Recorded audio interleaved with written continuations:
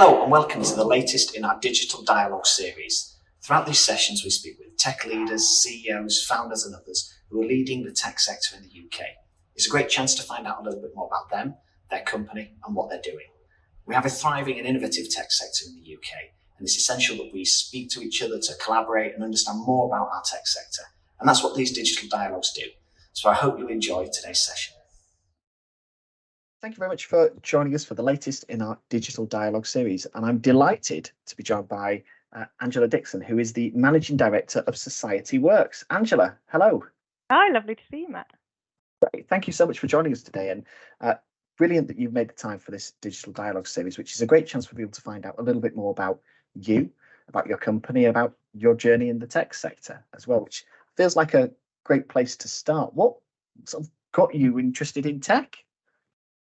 Great question, and interestingly phrased when I'm about to respond, because I don't think it was necessarily me who got interested in tech. I say tech got interested in me. So what actually happened was, I've got a background in finance. So after university, went off and became an auditor, as many financial leaders start their journey in the early days, chartered accountant, and then actually took a route through financial leadership. Now I'd done that, it's about 15 years now in industry, and then in the last 10 years moved to the charity sector. And this is what takes us on the journey around to tech. About 2 years ago, I joined 𝗏𝗏𝗏𝗏𝗏, which is the parent charity of 𝗏𝗏𝗏𝗏𝗏. So 𝗏𝗏𝗏𝗏𝗏 is the wholly owned trading entity of 𝗏𝗏𝗏𝗏𝗏𝗏, the charity. And I actually joined them as finance director. 6 months in, there was a bit of a reshuffle across the senior team, and I stepped across and became managing director of a civic tech business. So you can imagine the journey, the learning was quite a steep curve, and that was my jump into tech. And have you, I suppose, had a passing interest in tech, using tech around the house? Or was it completely new territory? So it was quite new territory. Actually, it was interesting at the time. I kept laughing, thinking, how is this even happening, and how am I able to serve in a role that is quite critical, especially with the sort of space we serve in, delivering societal impact across the charity and 𝗏𝗏𝗏𝗏𝗏𝗏, how we operate. Somewhere in my journey in finance, I also did cross-organisation transformation. I've had a number of years working in organizations close to the brink of financial difficulties, and working holistically across an organization to solve the big challenges using lean methodology. So it wasn't that I had this passing interest in tech or anything like that. I can use tech as the means to what I'm trying to deliver to. But it was a combination, I think, of having operated holistic, like seeing an organization a number of times and having to think through what the critical problems are and how you go about solving them. And that was how I was able to step into a role that actually requires all those skills. So I think it's my skills that were more transferable, important for the role I was stepping into, rather than actually my knowledge, which has had to grow quite quickly over a short period of time. But I think that's a really great point there, because we have so many conversations, as you will, with organizations about skills and skill sets, and having those transferable skills is the important bit. Knowledge, actually, you can garner, you can make sure that you put yourself up on this, but actually, if the fundamental skills aren't there, it's pretty limiting potentially. Absolutely, and I was really fortunate to have an absolutely incredible team around me. I'm so proud. I'm so, just humbled to have such experts around me. So I, day one, have a team training me, working together as we work through all these critical problems. And when we do talk about transferable skills, I absolutely agree with it. I mean, if you can see, I think naturally I have an approach that mirrors systems thinking anyway. So you look at all the different pieces and the variables across an ecosystem and how they interact with each other. I had that from my past lives, and that maps quite nicely onto what I do now, and gains credibility quite quickly with the teams you're working in. Of course, absolutely it does, yeah. And so obviously managing director, big job, big role, huge reach as well. What does a normal day look like for you then, Angela? Normal day, Matt. There is no such thing as a normal day. What is every day that I have to do? I do have to get the kids ready, get them off to school, and all of that drama in the morning. Take a deep breath, reset, and start a day. So, I mean, I think about what have I been working on this week. We've recently been working on a 3 to 5 year strategy for Society Works. It's a growth strategy. We're in a great space at the moment. So last couple of days I've been collating board and team feedback and synthesizing how, what does this mean for us? How do I bring this into something that a team can get behind, have a shared collaborative goals that we can all work towards delivering to. So I've been doing some of that, and then shifting quite quickly, like lots of operational pieces. I still do financial modeling. We look out 5-year financial modeling, be working with client partnerships teams, working with the developers, learning a lot more about code and asking what the acronyms are stating are.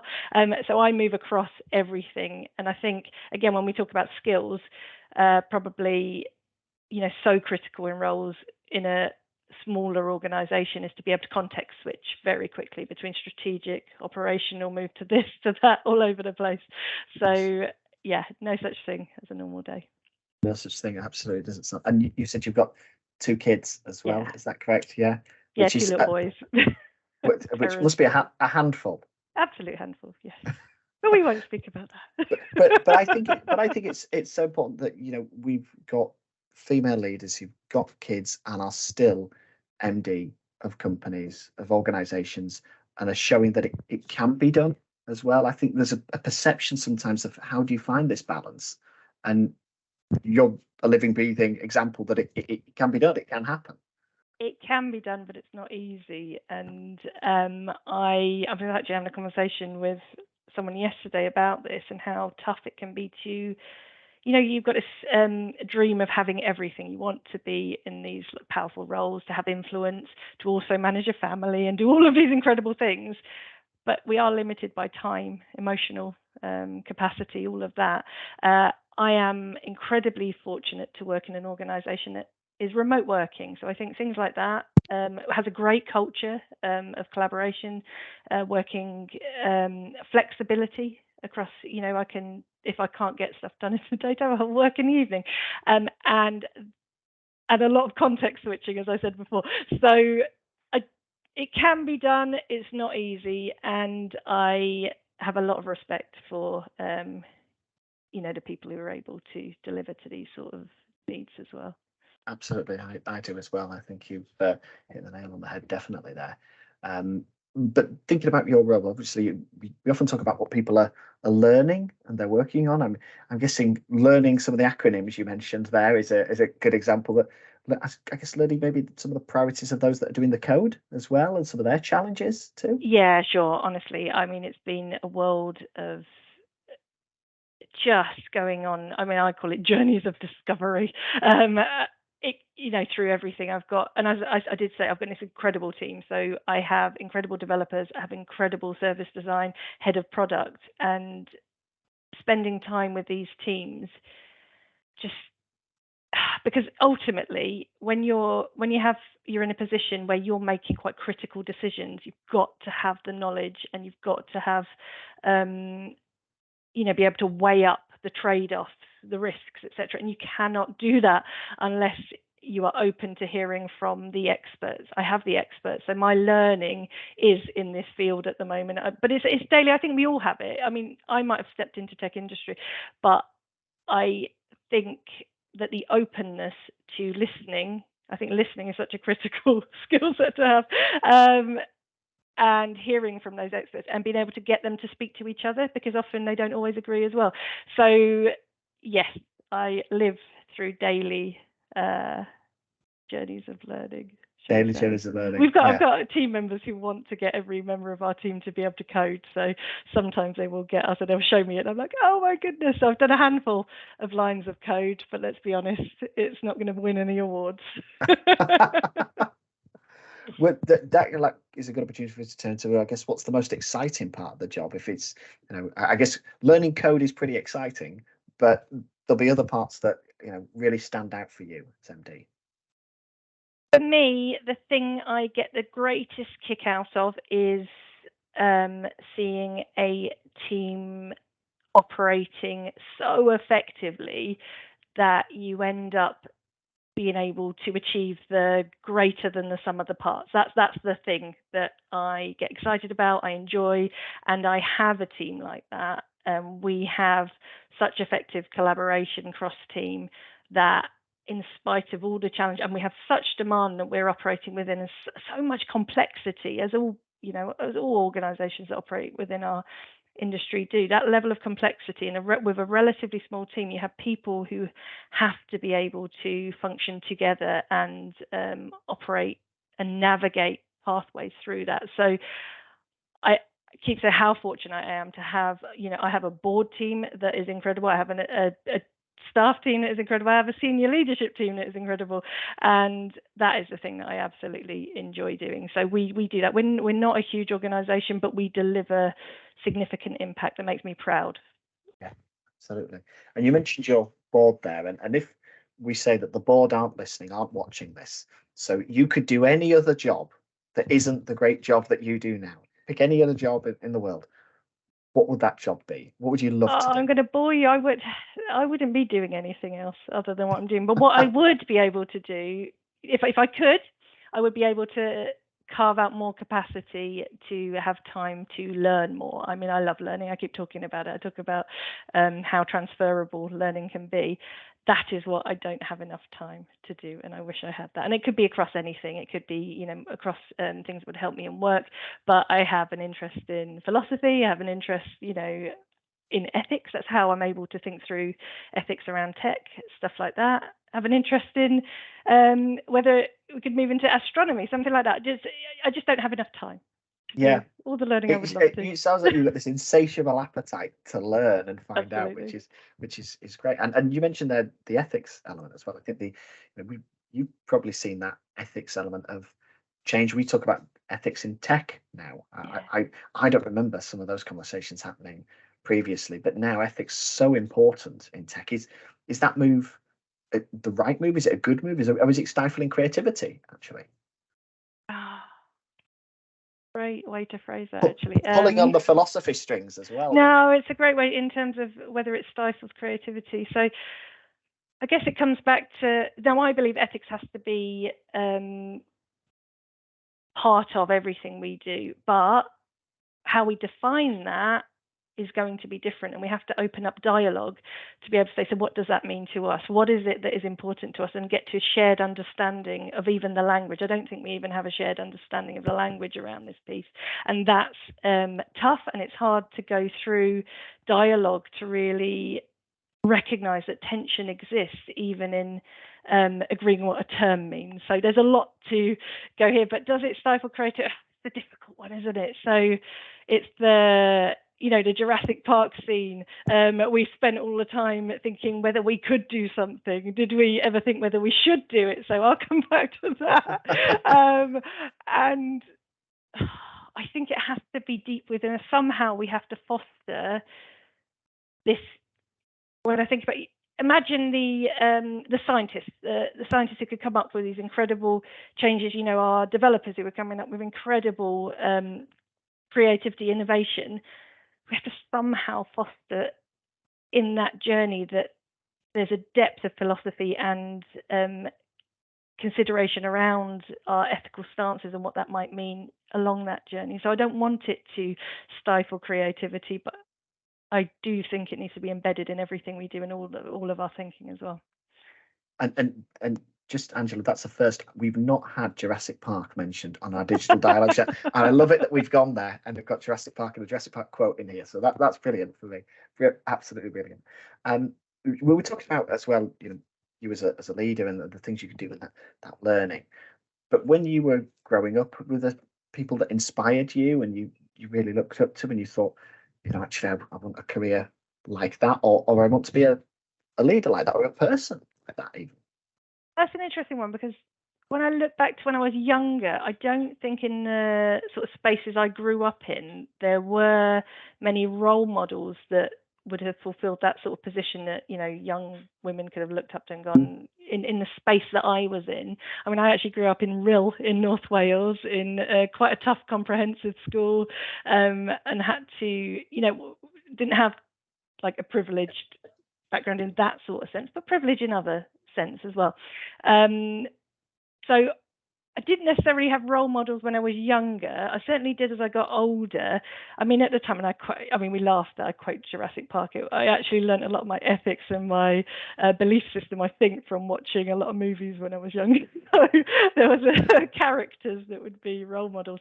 But later in life, certainly when I started reading, went on my journey of learning and got to know more, I do have big role models such as Gandhi, and the whole, you know, how we achieve huge societal change, and the sense of, if you want to see the change, you've got to be the change. And that is deep and rooted within me. And I think when I look back across my career and what I did in moving into charity sector and things like that, that certainly is embedded in, you know, the path I took in later life. Working for my society and society work, so we exist together and operate together, you know, with that drive for societal impact. That is absolutely at the heart of everything I do. Tech, in that sense, is a tool to support and deliver citizen outcomes in that sort of perspective. And a great enabler for that as well. And you know, tech for tech's sake, you know, it's quite limiting, but tech for amazing societal change, well, exactly, that'll leave a great legacy as well. And if you, I guess you were talking there about being back at school and sort of not necessarily always being role models there, but if you could go back and give yourself some advice, maybe to your 16-year-old self or something like that, what would you go back and say? All right, I'm going to give you some good advice now. So let's sage advice, wise advice. Okay, so thinking about what would I have been doing when I was my 16-year-old self now would have probably just finished GCSEs, and I think about the person I was then. So I would say, come on, Angela, listen in. Some wise advice coming your way. So here, we spoke about this before, that don't allow yourself to be intimidated by people from better educational backgrounds than yourself. That would be one that I would take back to my early self. I'd think about telling my early self that everybody thinks differently, and recognize that people see things through different lenses, different perspectives, and actually that's okay, and it's a great thing to embrace, and dialogue is critical in that space. My big passion, teamwork, so effective teamwork as the route to greatest impact. And always important, and how you might be seeing I come across it, just never take yourself too seriously. And finally, learn to code. There we go. I love that last one as well. And your teamwork, you know, is definitely coming through. You talked about your team as well.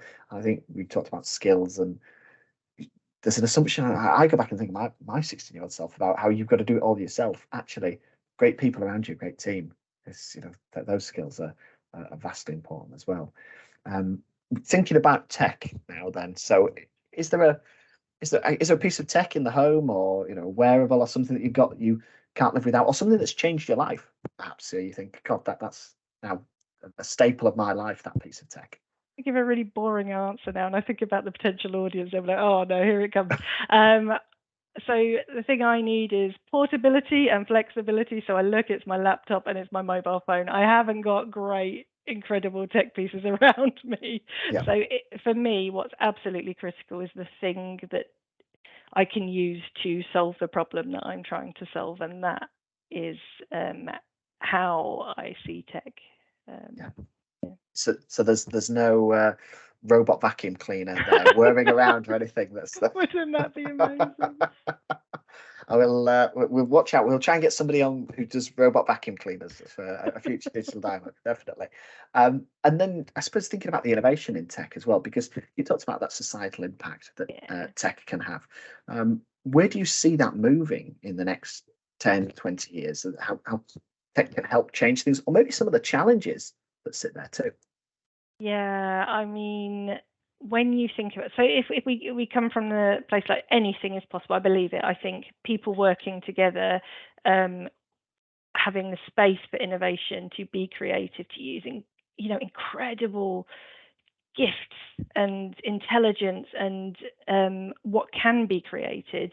But I'm going to, for me, we exist in a current context that is within existential crisis, potentially with our climate challenge, for example, that is we can't escape from, and it exists around us. So when I look at the huge challenges, and that's not the only huge challenge that exists across society, how do we make sure that local authorities have the funding and that are able to operate within that and deliver services to citizens? It's huge challenges that exist everywhere we look. I believe there are solutions in tech. There are solutions that can deliver to these, and they already exist. Let's not even say they're going to come in the future. A lot of them already exist, but the concern is, how do we bring those to the fore? So how do we action? So we've got lots of things in the theoretical space that could solve some huge societal challenges. So how do we shift from the theoretical space and turn it into the actions that actually deliver the real on the ground impact? That's one of the critical challenges in society, I think, at the moment. And how do we, and across the tech industry, how do we work together? We might have incredible solutions, but nobody knows about them. They're small. We haven't got enough funding to be able to deliver at scale. So how do we solve those problems to be able to deliver those big, impactful technological solutions to society? So there you've kind of got a view of how I see I believe anything is possible, but how do we shift it into the reality of our day-to-day lives? That's the huge challenge. And I think probably there would have been so many people who, if you'd have said to them 10, 20 years ago how we use technology now, what's changed, they may not have believed you, or may not have believed the pace of change. I mean, we're not at sort of hoverboards and Back to the Future technology yet, but certainly it's changed vastly. Is there a risk that we're not taking account of society enough, and how society's been impacted by some of that? Yeah, I mean, one of the things you can imagine we reflect on a lot is, I didn't think I was going to bring up AI. Okay, I'm going to bring it up. It has to be done. Has to be done. Has to be done. And we talked about ethics earlier, didn't we? And we know, there's a lot of dialogue going on now about the risks around AI. And I don't want to stifle creativity as I'm speaking. Let's put that aside. But we also know that there's so much risk of embedded bias and potential for discrimination in a way code has been created, or because it's so complex that we won't necessarily be able to, manage it if, things are used more widely. So, yeah, the challenge across the, are we taking account of society enough? Possibly of the, when you look at, if it was on a scale and you say, well, okay, center of society, we're delivering what society wants, but what about the fringes? I don't believe we're thinking enough about the fringes of society. And my incredible head of product has, really put it in my mind that if you can design for the fringes, then you're actually covering off the needs of the many as well. And that's the space we need to move to. We're actually thinking about the whole of society. We're not discriminating in the tech we do. We're actually thinking about accessibility. We're thinking, at the moment we've got huge digital exclusion across not just, our nations, but, globally. Like, how, with tech moving at the speed it is, how do we make sure that we're not excluding more and more people as we're doing that? So, yeah, I'm giving you lots of points here, but that's the, one of the things one of the many things that I reflect on. I think it's a great reflection, and something that probably all tech leaders and all tech companies need to be reflecting on as we think about this and where we go next. Angela, thank you so much for your time today and having the opportunity to chat with you.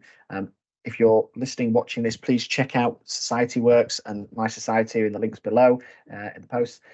Angela, it just leaves me to say thank you very much. Pleasure.